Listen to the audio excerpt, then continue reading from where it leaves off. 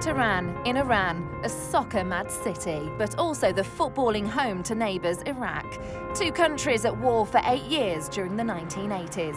The continued instability in the region means the Lions of Mesopotamia have to play away from their home country.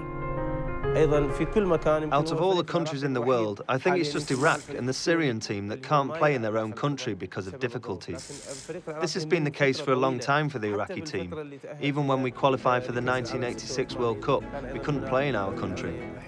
It's because of this that we've struggled to qualify since. Despite having some outstanding generations of Iraqi footballers. We've won a number of titles, but every time the World Cup qualifiers come around, something goes wrong.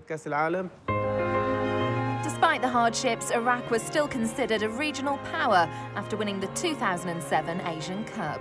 But it's been 30 years since their only World Cup appearance.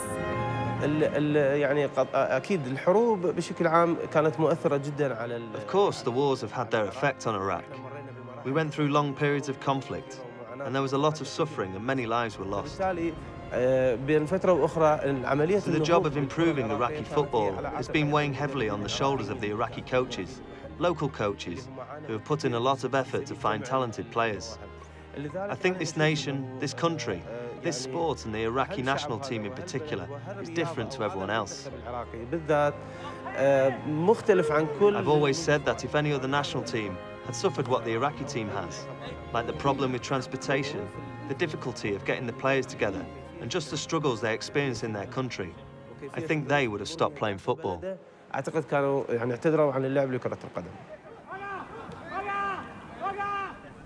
We certainly hope to qualify for the World Cup.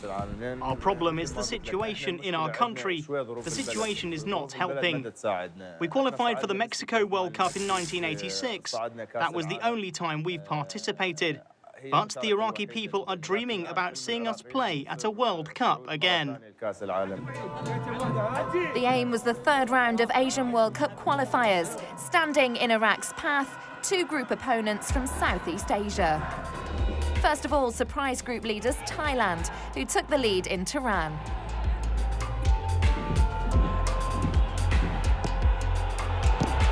Sub Kamil levelled for Iraq, only for Chrysaorn to restore the Thais' advantage.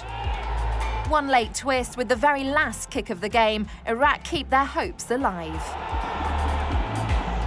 The 2-2 draw meant Thailand progressed, but Iraq coach Yahya Alwan departed ahead of the Vietnam match.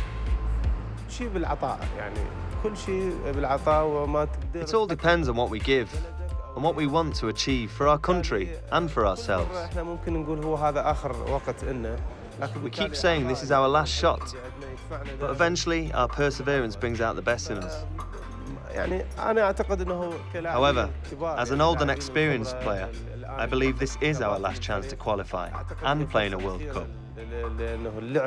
We have a generation of skillful young players who have what it takes to go all the way.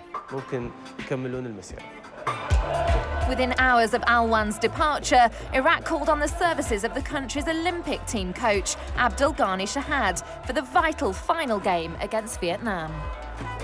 Shahad promoted several Olympic players to the side, among them forward Mohanad Abdul Rahim, who scored the only goal of the match to guarantee Iraq's progress to the third round of qualifying. It's my dream to play in the World Cup with my teammates. We have a generation that won the Asian Cup, that could have qualified for the World Cup, but things didn't go too well for us. There have always been obstacles in our way, but today we all hope we can make it to the 2018 World Cup.